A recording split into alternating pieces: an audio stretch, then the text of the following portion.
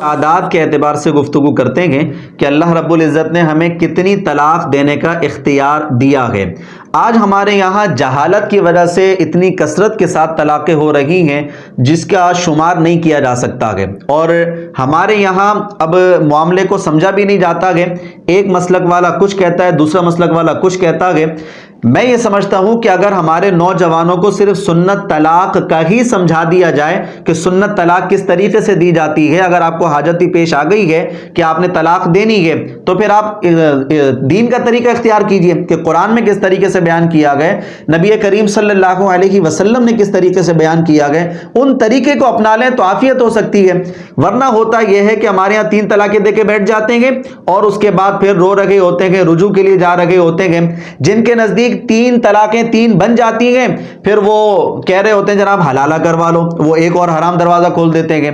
تو یہ مسئلے پر مسئلے بنتے چلے جاتے ہیں۔ اس لیے سنت طلاق کو، شریعت کی طلاق کو سمجھ لینا چاہیے۔ اگر خدا نخواستہ آپ کی زندگی میں یہ معاملہ آ ہی گیا ہے تو بالکل پھر آپ شریعت کے مطابق طلاق دیجئے۔ اللہ رب العزت سورہ بقرہ آیت نمبر 229 میں ارشاد فرماتا ہے الطلاق مرتان فامساکم بمعروف او تسریح باحسان۔ زمانہ جاہلیت میں یہ ہوا کرتا تھا کہ ایک شخص کسی عورت کو اگر اذیت دینا چاہتا، تکلیف دینا چاہتا تو وہ یوں کرتا کہ ایک طلاق دیتا، پھر اس کی عدت گزرنے والی ہوتی تھی، جب عدت ختم ہونے والی ہوتی تو اینڈ پر جا کر پھر اس سے رجوع کر لیتا اور پھر دوبارہ اس کی زندگی کنٹینیو کرتا اور پھر طلاق دے دیتا کبھی، پھر اس کی عدت ختم ہونے والی ہوتی پھر رجوع کر لیتا، پھر طلاق دیتا، عدت ختم ہونے والی ہوتی پھر رجوع کر لیتا، پھر طلاق دیتا پھر رجوع کر لیتا۔ چونکہ زمانہ جاہلیت میں طلاق کی تعداد متعین نہیں تھی، اس طرح عورت اذیت کا شکار بنتی چلی گئی مستقل طور پر۔ تو اللہ رب العزت چونکہ حاکم ہے اور اللہ رب العزت کا ہر فیصلہ حکمت بھرا ہے، اس لیے اللہ رب العزت نے یہ حکم نازل فرمایا کہ تمہیں رجوع کا اختیار فقط 2 طلاقوں تک ہے۔ یعنی ایک طلاق دی تو تمہیں اس کے اندر رجوع کا حق ملتا ہے کہ تم چاہو تو دوران عدت رجوع کر لو یا پھر عدت گزرنے کے بعد نکاح کے ساتھ رجوع کر لو۔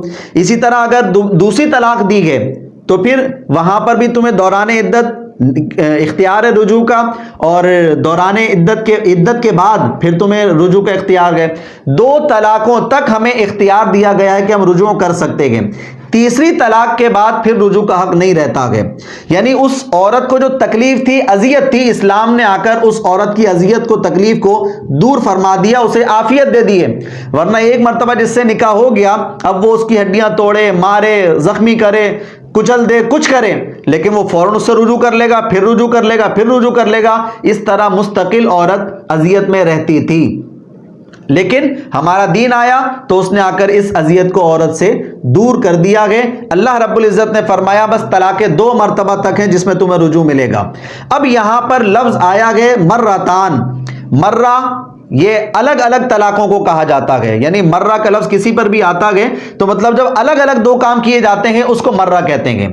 اللہ رب العزت نے یہاں پر بھی یہی اشارہ فرمایا گیا کہ طلاق ایک ہی دی جائے گی، اور ایک طلاق دے دی جائے عدت ختم ہونے دو، اگر رجوع کرنا ہے تو دوران عدت رجوع کر لو، رجوع نہیں کرنا تو اس کو جانے دو۔ اس کے بعد دوبارہ اگر تمہارا نکاح ہوتا ہے تو رجوع ہوتا ہے عدت گزرنے کے بعد، تو پھر تمہاری زوجیت میں وہ آئے گی۔ اگر خدا نہ خواستہ تم نے اسے دوسری طلاق دی، نوبت آ گئی طلاق کی، تو ٹھیک ہے، پھر تمہیں دوبارہ رجوع کا حق مل جائے گا۔ یعنی الطلاق مرتان، یہ جو مرہ کا لفظ ہے یہ الگ الگ طلاق کے لیے کہا جاتا ہے، ایک ساتھ طلاق کے لیے نہیں کہا جاتا ہے۔ اس لیے یاد رکھیے گا قرآن کے مطابق تو ایک ہی طلاق دینے کا اختیار انسان کو ملتا ہے۔ یہ دوسری طلاق تو پھر جب دوسرا نکاح ہوگا تو تب جا کر یہ دوسری طلاق کا انسان کو اختیار ملتا ہے، ورنہ اس کو اختیار نہیں ملتا ہے۔ قرآن کے مطابق ایک ہی طلاق کا اختیار ہے اس کے پاس، دوسری طلاق کا اختیار اس کے پاس نہیں ہے، نہ اللہ رب العزت نے اس کو اجازت دی ہے۔ اگر دوسری طلاق دے گا بھی تو یہ حرام کام بن جاتا ہے۔ اب مسئلہ یہ بنتا ہے، ہم نے آپ کے سامنے باتیں ذکر کی، سورہ طلاق کی آیت نمبر 1 اور سورہ بقرہ کی آیت نمبر 229، ان دونوں آیتوں کو ملاتے ہیں تو اللہ رب العزت نے طلاق دینے کا وقت بھی بیان فرمایا ہے اور طلاق دینے کی تعداد بھی بیان فرمائی ہے۔ نمبر 1، ایسے پاکی کے ایام ہونے چاہیے جس میں قربت نہ ہوئی بھی ہو، لہٰذا اگر ناپاکی کے ایام ہیں تو بھی طلاق دینا حرام ہوتا ہے۔ نمبر 2، اگر پاکی کے ایام ہے لیکن قربت ہو چکی ہے اب بھی طلاق دینا حرام ہوتا ہے، دونوں صورتوں میں حرام ہو جاتا ہے۔ اور سورہ بقرہ کی آیت نمبر 229 کے مطابق اللہ رب العزت نے طلاق کا اختیار انسان کو دیا ہے، ایک، 3 کا نہیں دیا۔ یہ زندگی کی 3 طلاقیں ہیں، ایک وقت کی 3 طلاقیں نہیں ہیں، یہ نہ اسلام میں کبھی یہ معاملہ رہا ہے۔ اس لیے یاد رکھ لیجئے کہ اگر ناپاکی کے ایام میں طلاق دے رہے ہیں تو وہ بھی حرام بدعت بنتی ہے۔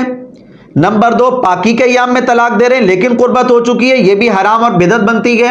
اور نمبر 3 کہ اگر ایک سے زیادہ طلاق دے رہے ہیں تو یہ بھی ناجائز، حرام اور بدعت بنتا ہے بالاتفاق سب کے نزدیک۔ اس لیے ان کاموں سے تو ہمیں بچنا چاہیے کہ اگر ناپاکی کا ایام ہے تو بھی طلاق نہیں، پاکی کا ایام قربت ہو چکی ہے تو بھی طلاق نہیں۔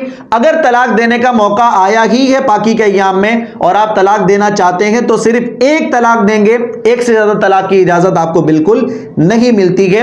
اب اس کے بعد ہم اگلے پروگرام میں ہم آپ کو بیان کریں گے کہ یہ طلاق حیض کی طلاق، نمبر 2 اگر پاکی کے ایام تھے لیکن قربت ہو چکی ہے وہ طلاق، اور نمبر 3 کہ ایک سے زیادہ طلاق اگر کوئی دیتا ہے جو طلاق حرام ہے، بدعت ہے، تو کیا اس کی یہ طلاق واقع ہوگی یا نہیں ہوگی، اس کو ہم انشاءاللہ اگلے پروگرام میں بیان کریں گے۔ اللہ تعالی ہم سب کو صحیح طریقے سے قرآن حدیث سمجھنے کی توفیق عطا فرمائے۔